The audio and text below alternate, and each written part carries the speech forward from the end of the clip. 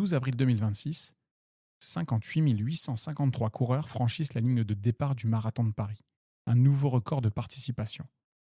Quelques heures plus tard, les derniers finishers reçoivent leur médaille au pied de l'Arc de Triomphe. Mais quelques semaines après, coup de tonnerre.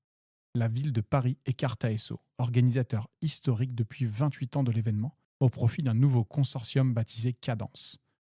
L'un des plus gros événements sportifs français change de main, entre la dernière et la prochaine édition. Bienvenue dans les coulisses d'un appel d'offres qui bouleverse l'événementiel running.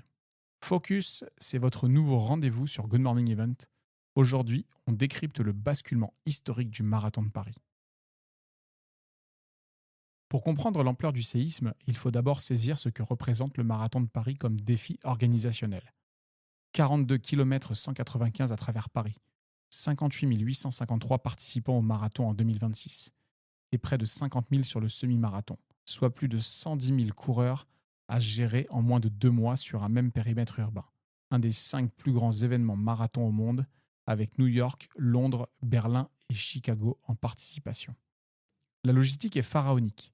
Des milliers de bénévoles mobilisés, des points de ravitaillement tous les 5 km, la fermeture de dizaines d'artères parisiennes pendant plusieurs heures, des dispositifs médicaux sur l'ensemble du parcours, la gestion de la sécurité pour des centaines de milliers de spectateurs alignés sur le bord des routes.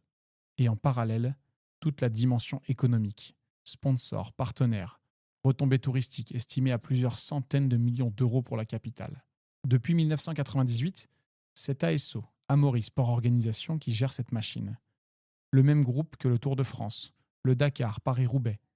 Une expertise organisationnelle industrielle, rodée et éprouvée. Sous sa direction, le marathon est devenu un rendez-vous mondial incontournable, attirant des coureurs de plus de 150 pays. Les records de participation en 2026 sont d'ailleurs le signe d'un événement en pleine santé. Mais Paris a décidé de changer. Dès 2025, la ville a lancé un appel d'offres pour la concession 2027-2030. La ville de Paris est propriétaire des marques Marathon de Paris et Semi-Marathon de Paris. Elle délègue l'organisation, mais garde la main sur les actifs stratégiques. 3 groupements répondent.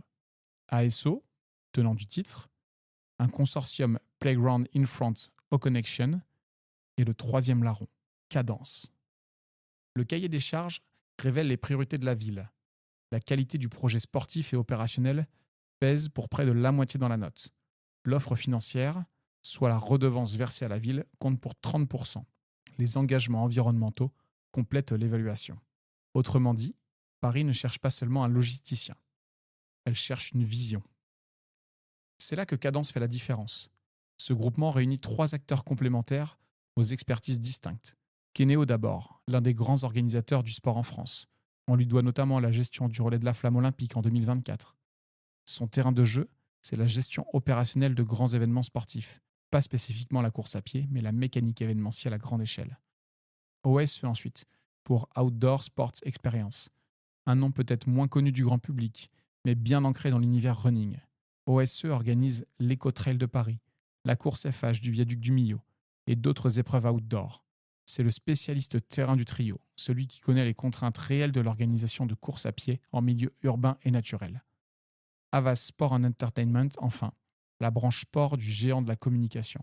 Sa mission dans le groupement, la puissance marketing, la valorisation de l'événement, l'activation des partenaires et le storytelling.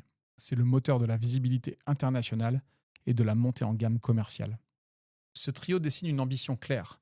Là où ASO s'appuyait sur un modèle industriel maîtrisé, Cadence propose une vision centrée sur l'expérience globale. Marathon plus intégré à la ville, ancrage territorial renforcé, reconnexion des habitants et des quartiers, parcours mis en scène, animation repensée, outils digitaux développés.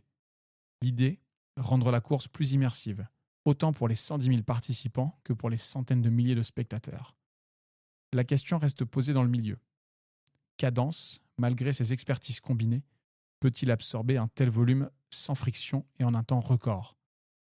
L'Eco-Trail, référence d'OSE, réunit environ 20 000 inscrits. Passer à 110 000 coureurs, c'est franchir un seuil organisationnel d'une toute autre nature. Même Kenéo, avec son expérience des grands événements, n'a jamais géré une épreuve de cette envergure en format course à pied. La décision finale n'est pas encore définitive. Le Conseil de Paris doit la valider fin mai 2026. Si elle est confirmée, La transition s'effectuera pour l'édition 2027.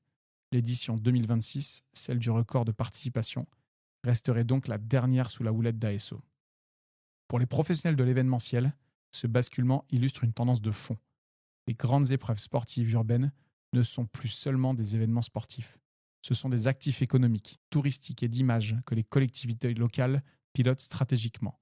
Paris choisit un mix expérience et communication sur la logistique pure, un signal fort pour tout le secteur. Les éléments financiers ont également certainement eu une grande importance, mais n'ont pour le moment pas été dévoilés. Le marathon de Paris 2027, quand une ville décide que son marathon doit changer de dimension et que le meilleur bilan sportif ne suffit plus à conserver un contrat.